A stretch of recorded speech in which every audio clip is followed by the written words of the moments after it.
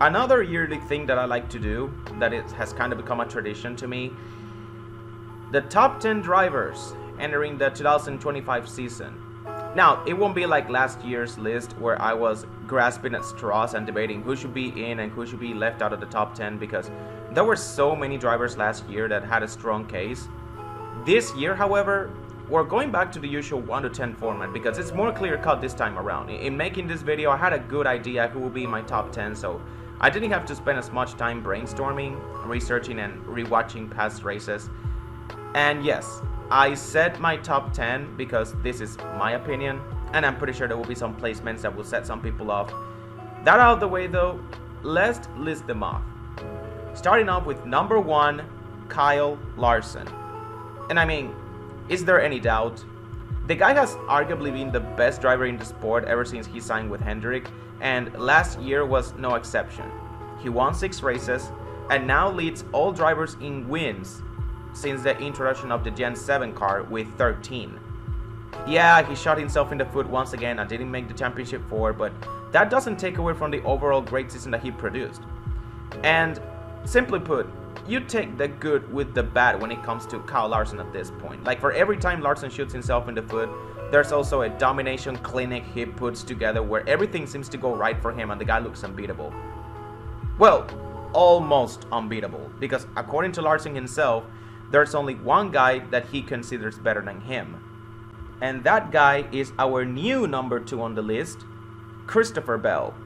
Now, some people may argue he should be number 1 simply based off of Larson's comments, or at the very least that he should be the 1B to Larson's 1A, kind of like what Denny Hamlin has been in years past. That being said, while Bell has shown improvement every single season since jumping on that 20 car to the point that he has become hands down Joe Gibbs Racing's number 1 guy, and I've been saying this since around late 2022 by the way, and I'm glad to see people finally realizing that fact. That being said, it's not quite the 1A, 1B thing like we had with Larson and Hamlin. Larson is clearly ahead of Bell for the time being, but right now, Christopher, he is a clear number 2 right behind him. At number 3, we have William Byron, the second winningest driver in the Gen 7 era with 11 wins total. He actually held that title last year before his teammate in the 5 car surpassed him. Regardless, Willie B has clearly established himself as Hendrick's clear number 2 guy over Chase Elliott. Even at number 3 though, Byron sits an entire tier below Larson and Bell, and the main reason for that is his inconsistency. Not necessarily in the results, but more so on the speed. Because the 24 team has this tendency of starting off strong but then cooling off as the season goes on. Like, he remains consistent, still a weekly top 5, top 10 threat, but that race winning speed, I only see it during the first half of the season. And if you don't believe me, here's a fact. Of the 11 wins Byron has won in the Gen 7 car, 8 of those wins have come in the spring months, as in before the month of June. And the other 3 wins all came in the second half of 2023, which was far and away his best season. So if Byron manages to go back to that 2023 version where he put a complete season together and maintained race-winning pace throughout the year, then I could see him giving Bell and even Larson a run for his money. Don't forget, last year he was able to go toe-to-toe with Bell for a championship 4 spot. He may not be on the same tier as them right now, but he can give them a run for their money every so often.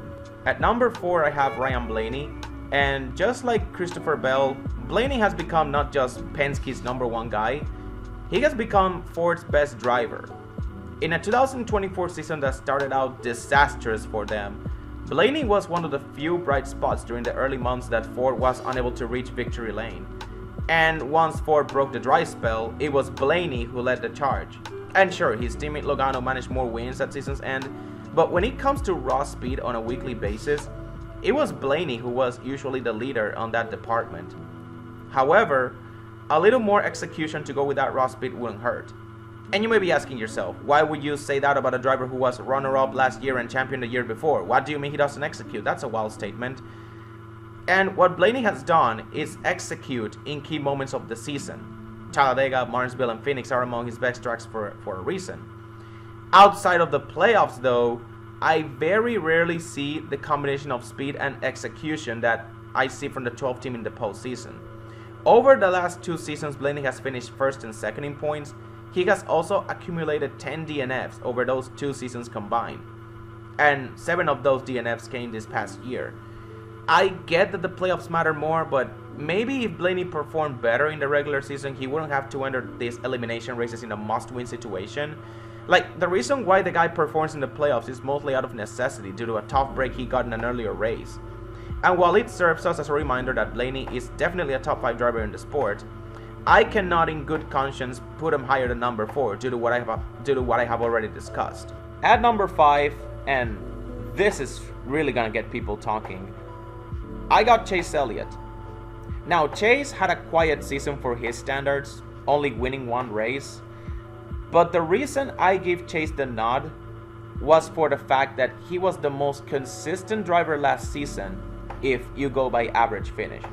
He may not be the winningest driver at Hendrick, hell, he may not even be the number 2 guy at this point, but he sure was the most consistent. You also have to remember, he was coming off of a difficult 2023 where he dealt with a leg injury and a suspension that ultimately kept him out of the playoffs, so now that he got his bounce back year out of the way, we should expect 2025 to be a return to form. Multiple wins and a championship 4 appearance is definitely in the cards for the sport's most popular driver. Seated at number 6 though, is Denny Hamlin. And yeah, this is what I was referring to when I said Chase at number 5 was gonna anger some people. Because if you look at Hamlin's stats for the entirety of the Gen 7 era, he is a top 5 driver without a doubt. And if you have it in your top 5, I wouldn't push you back that much. That being said, there are some important points that I need to mention that do not help Hamlin's case at all for me.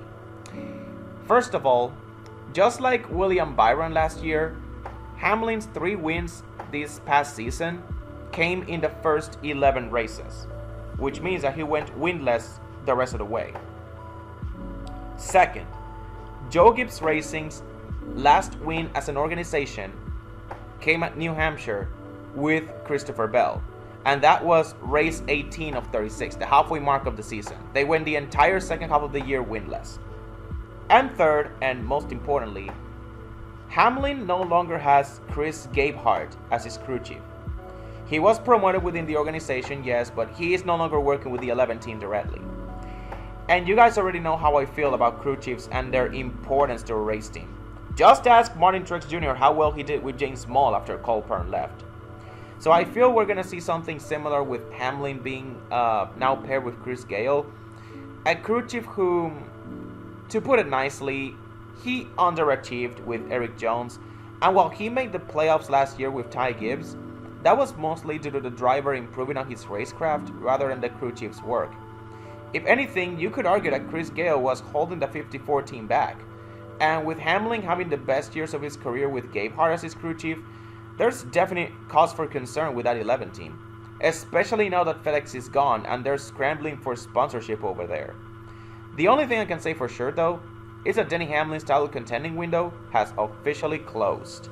Now at number 7, and this is again gonna be very controversial, depending on who you ask, this driver could be higher or lower on your personal list, but at number 7 I have Joey Logano. And I gotta say before we move on, these Penske drivers are really tough to rank because the way they flip the switch in the playoffs and run away with the title at Phoenix will make you believe that they were top 5 drivers all along. And while that certainly is the case for Blaney, I cannot say the same for Logano, unfortunately. And I know I always try to put the defending series champion in the top 5, but in this specific case, when I look back at Logano's season as a whole and how much of a lost cause it was before that miracle win at Nashville that turned his entire season around, and even then, he only had 13 top 10s for that entire season. Again, I like Logano a lot. Again, I'm a massive Logano fan and I was happy for him when he won the title. But in saying that, his 2024 title is without a doubt one of, if not the weakest title in NASCAR history because he was far from the most deserving driver. He earned it under the current format, yes, but he did not deserve it over other drivers, more specifically the drivers that are above him on this list. And again, looking at the guys that are above Logano on this list, I cannot in good conscience put him over any of the other guys above him. I'm not putting him above Larson or Bell or Byron, Definitely not Blaney or Elliott. Denny Hamlin maybe, but even if I think this will be a down year for Denny, he will show more speed than Logano at the very least. Especially since, according to the trends, this is supposed to be a down year for Joey because 2025 is not an even year. You already know about even year Logano. Not this time. Or at the very least, not this year. From one defending champion to another, at number 8 we have the defending regular season champion, Tyler Reddick. And in a similar vein to Logano, I tried putting Reddick higher. I was surprised originally when I put him this low on the list. But when I started thinking, listing the reasons as to why Reddick landed here, I realized that I just cannot put him over any of the guys above him. I just can't. I'm sorry. The main reason being, I need to see more out of him. All of the drivers above Reddick have made the championship 4 multiple times. For Reddick to be higher on this list, he needs to prove that last season was not a one-time thing. I need to see him return to the championship 4 for me to consider moving Reddick higher. It's definitely doable. I believe he's entering the season as one of the title favorites too, but one thing he's always struggled with his entire Cup career has been execution and mistakes in key moments. Kind of like Larson when he raced for Ganassi. This is a product of Reddick obviously trying to get the most out of the car. It's one of the main reasons why he's so fun to watch, but also one of the main reasons why he has struggled with consistency at times. That being said, last season was the most consistent he'd ever been, so again, all he's got to do is build upon that. Now these last 2 spots, number 9, number 10, I went a little back and forth over who should be the final 2 drivers on this list, as there were a handful of candidates that I had in mind, but in the end I settled on these 2. So number 9 is Brad Keselowski. Brad makes his return to the top 10, now as an owner driver. He could have had a case for being higher on the list if his second half of the season was as good as his first. Let's not forget, it was Brad himself who scored the first win of 2024 for Ford across all 3 national series. And along with Blaney and his teammate Chris Buescher, he was one of the few bright spots Ford had for those first couple of months that they were winless. Unfortunately, this did not hold up, and Brad flamed out pretty quickly in the playoffs, becoming a first-round exit. So the main expectation I have for him is just perform like you did at the start of the season and hopefully win another race in the process. Like, Brad may be at number 9 right now, but even that could just as quickly change. He could have very easily been outside the top 10, because that's just how little overlapping there is between the number 9 and number 14 on the list. Now, before we go to number 10, let's take a look at this handful of candidates that I mentioned just barely missed the cut. Kind of like my honorable mentions of sorts. So first up, we have Chris Buescher. Chris has been on the cusp of entering the top 10 for the past 2 seasons now. And honestly, if someone else has him in their top 10, I wouldn't push back. Again, that number 10 spot was really close. You could even put him at number 9 over Keselowski due to that being his long-term vision that Buescher will be the leader of the team once he retires and makes the transition to full-time ownership, and I wouldn't push you back either. Hell, Buescher has won more races than Brad ever since Brad became an owner driver at RFK. But in saying that, again, I decided to give Keselowski the nod, not only because he is the veteran guy, but also because, again, he is the owner driver, and I feel like what Keselowski did as an owner driver is more impressive than what Buescher has done as a full-time driver only. But again, if you have it on your top 10, I'm not gonna push you back on it. Another driver that barely missed out on the top 10 is Alex Bowman. Though honestly at this point, I'm just mentioning him for the sake of formality. The truth is, for as long as Bowman is in the 48 car, he will always be just outside the top 10 for me. And even in the off chance he makes the list, he would just be sneaking in at the 10th spot because that's just the best you're gonna get out of him. And I don't say this to disrespect Bowman. He's actually being one of the better fourth wheels at Hendrick ever since they became a 4-car team. And now that I think about it, now that I just said that out loud, yeah, I'm gonna say it now. Alex Bowman has been the best fourth wheel Hendrick has ever had. He's been better than Brian Vickers, better than Casey Mears, better than Dale Jr. when he was struggling when they had Mark Martin on the team. And he's been better than Casey Kane, if only for the fact that he has been more consistent. Yeah, Casey, when he was on the 5 car, Casey Kane, he showed more speed and more race winning speed, but he missed the playoffs twice. Alex Bowman, when he has been fully healthy, he has never missed the playoffs at Hendrick when he has been fully healthy. Of course, 2023 is it's a down year, but that was because he missed races due to a back injury. But when he's been fully healthy, Bowman has never missed the playoffs with Hendrick. And again, someone's got to be the 4th wheel on that team. And the fact that your 4th wheel is a borderline top 10 driver, it says a lot about that team. Another driver that also had consideration for me putting him in the top 10 is Chase Briscoe. But it remains to be seen how well he will perform with JGR. But I'm just saying, don't be surprised if he does. He definitely should be on everyone's watch list this year. And also, Briscoe's teammate Ty Gibbs deserves a honorable mention. Like Briscoe, he should be on everyone's watch, as this is his 3rd season already. So this is around the time that you would expect him to start not just competing for wins, but outright winning them.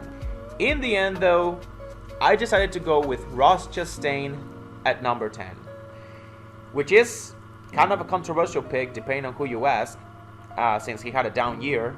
But that's only if you look at the fact that he missed the playoffs. The truth is, when you compare Chastain to the guys that didn't make the top 10, Chastain has a higher ceiling than Buescher and Alex Bowman. And while Chase Briscoe and Ty Gibbs have more potential to do better than Chastain, due to the fact that they drive for a better team, Chastain is a more proven driver than both of them, having already made the championship 4 once. So that combination of a high ceiling and experience in the championship 4 is what gives him the nod for the final spot for me. That, and I also think he's going to have a bounce back year. He's going to win multiple races, and he's going to be a dark horse for the championship 4, similar to how he was in 2022. And that's it. That's the video. As of right now, this is my take on who the top 10 drivers are before the 2025 season kicks off, plus a few honorable mentions.